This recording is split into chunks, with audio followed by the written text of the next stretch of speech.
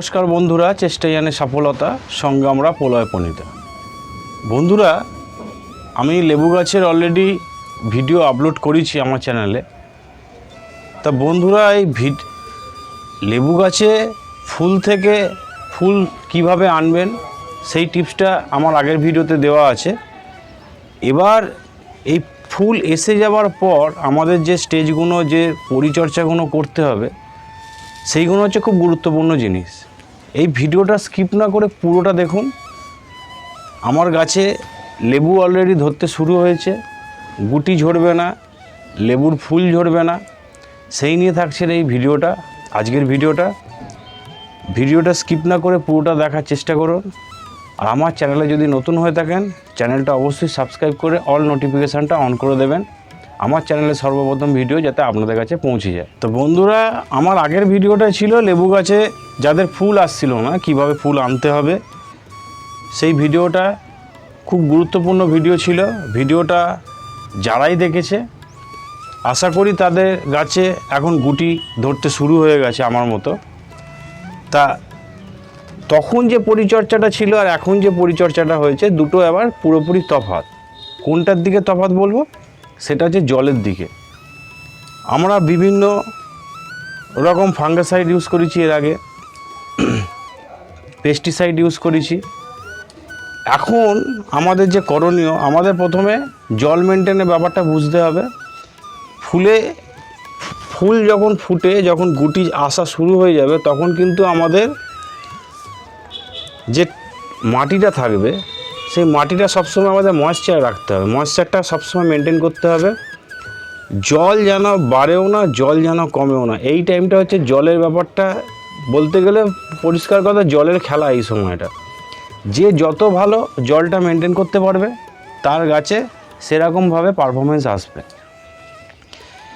এই ভিডিওটার মধ্যে একটা টিপস থাকবে, সেই টিপসটা ভিডিওর শেষে দিয়ে রাখবো। সেই টিপসটা হচ্ছে স্পেশাল টিপস। তো বন্ধুরা, এই যে ধরুন আমার গাছে যে হারে ফুল এসছে এবং যে হারে গুটিও এসছে, সেই গুটিটা হচ্ছে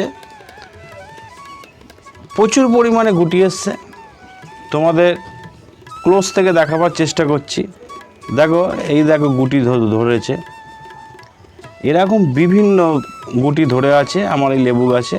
এইগুলোকেই আমাদের রাখতে হবে।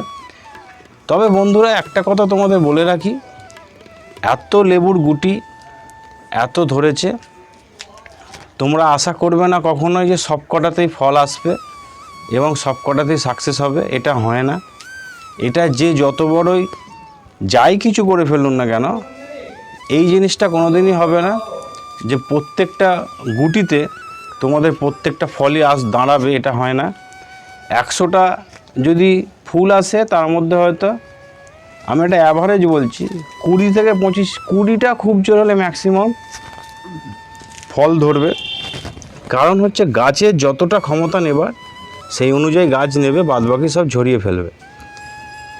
তো এবার আমাদের যে এই ফুল ফুটে যখন গুটি আসা শুরু হবে, যে পরিচর্যাটা করতে হবে, এই সময় আমাদের প্রথমত পটাশ ইউজ করতে হবে। সেটা হচ্ছে সালফেট অফ পটাশ, যেটাকে এসওপি বলে, এনপিকে 0050 হাফ গ্রাম করে নিতে হবে।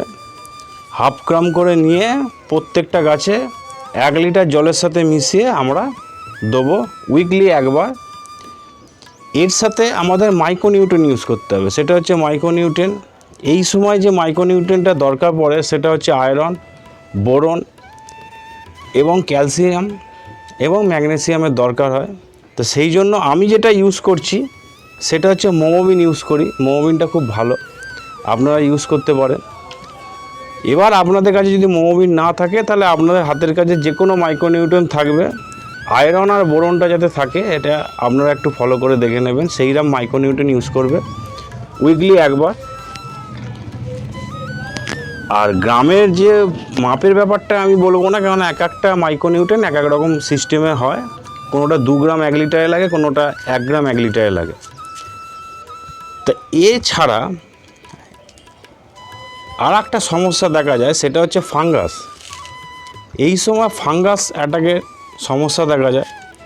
আমার গাছগুলো তোমরা দেখে বুঝতে পারছো কতটা সুস্থ সবল এবং সতেজ আছে। তা আমি যেভাবে পরিচর্যা করেছি সেটা আমি আগেই বলে দিলাম যে আমার অলরেডি ভিডিও দেওয়া আছে কি কি ইউজ করেছি, কি পেস্টিসাইড ইউজ করেছি, কি ফাঙ্গিসাইড ইউজ করেছি। এরপর আর একটা সবথেকে গুরুত্বপূর্ণ বিষয়, এই ফুল এসে গুটি আসার পর যতটা পারবেন খুব কম পেস্টিসাইড ইউজ করবেন। এই পেস্টিসাইড কেন কম ইউজ করবেন সেটার একটা কারণ আমি বলে দিই। এই যে ফুল ধরুন যখন আসছে, এসে যখন ফুটছে, এই যে পলিনেশনটা, এই পলিনেশনটার জন্য পোকামাকড়, যখনই পেস্টিসাইড ইউজ করা হবে তখন পোকামাকড় আসা বন্ধ হয়ে যাবে। তাহলে কি হবে, পলিনেশনটা ঠিকঠাক হবে না, সেই জন্য ফুল থেকে ফল দাঁড়ানোর চান্স অনেক কমে যাবে। যখন ফুল ফোটেনি, কুঁড়ি অবস্থায় আছে, মানে ফুলটা পুরো খোলেনি, যেমন ধরুন এইটা পুরো খোলেনি, এইরকম যখন পুরো গাছে থাকবে তখনই আপনাদের পেস্টিসাইডটা ইউজ করে নিতে হবে। যদি ফুল ফুটে যায় তখন পেস্টিসাইড ইউজ করা যাবে না। এইটা একটা টিপস রইল। আর একটা টিপস হচ্ছে, যাদের ধরুন ফুল ফুটে যাচ্ছে এদিকে ফল ধরছে না, এই সময় আপনাদের একটা খুব গোপন টিপস দিয়ে রাখি। এই টিপসটা ফলো করলে আশা করি আপনাদের গাছে ফুল ফুটবেই। সেটা হচ্ছে, আপনাদের গাছে আপনাদের দেখতে হবে প্রজাপতি, মাছি, পোকা ইত্যাদি আসছে কি না। যদি না আসে, আমি যেভাবে করেছি একটা খুব ভালো টিপস, তোমরা খোল পচার জল নেবে। খোল পচা, যেটা পচানো খোল থাকে, সেই পচা খোলের জায়গাটা ঠিক এই গাছের গোড়ায় এনে রেখে দেবে। রেখে দিয়ে যে ঢাকনাটা থাকে সেই ঢাকনাটা খুলে দেবে। প্রচুর পরিমাণে দেখবে মাছি আসছে। এবার সেই মাছি গাছেতে আসবে, সেই মাছি গাছেও বসবে, সেই থেকে খুব তাড়াতাড়ি পলিনেশন হবে এবং ফুল থেকে ফল রূপান্তরিত হয়ে আপনাদের গাছে প্রচুর পরিমাণে ফল পাবেন। এইটা ছিল গোপন টিপস। এর পরের স্টেজে ফল তো আমি গুটি অবধি দেখালাম, ফলও মোটামুটি ধরছে আস্তে আস্তে, সেটা আমি আপডেট নিয়ে আসবো। আমি আপডেট প্রত্যেকবারই নিয়ে আসি। তো বন্ধুরা, আশা করি তোমরা বুঝতে পেরেছো আমার এই ভিডিওটা দেখে। আর সানলাইটের ব্যাপারটা আমি সবসময় বলে রাখি, ফুল সানলাইটে যেন থাকে এই গাছগুলো, তবেই তোমরা ফলের আশা দেখতে পাবে। আর একটা কথা হচ্ছে, গাছ বসেই কখনো ফলের আশা করবে না, কারণ গাছকে ম্যাচিওর হতে হবে। গাছ এনে 5 মাস 6 মাসের গাছে ফল নিতে গেলে সেই ফল দাঁড়াবেও না, উল্টে গাছেরও ক্ষতি হবে। গাছের বয়স মিনিমাম 1 বছর থেকে 2 বছর হওয়া উচিত, তাহলে মোটামুটি গাছে ফল দাঁড়ানো সম্ভব হবে।